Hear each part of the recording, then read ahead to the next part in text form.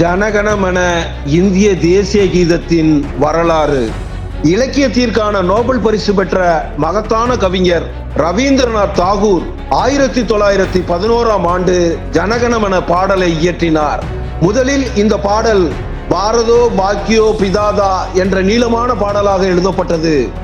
அந்த பாடலில் உள்ள முதல் சரணம் தான் இன்று நாம் பாடும் ஜனகணமன ஆகும்.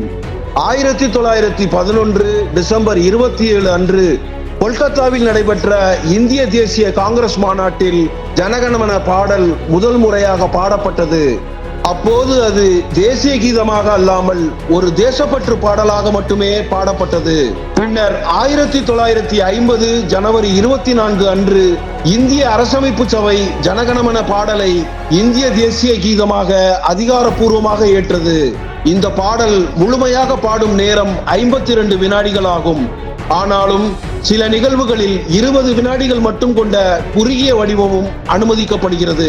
ஒரு காலத்தில் இந்த பாடல் ஆங்கில அரசரை புகழ்ந்து எழுதப்பட்டது என்ற தவறான கருத்து பரவலாக இருந்தது. ஆனால் ரவீந்திரநாத் தாகூர் அவர்களே இந்த கருத்தை தெளிவாக மறுத்தார். இந்த பாடல் இந்திய மக்களையும் இந்தியாவின் விதியை நடத்தும் தெய்வீக சக்தியையும் புகழ்வதாகவே இயற்றப்பட்டது என்று அவர் விளக்கினார்.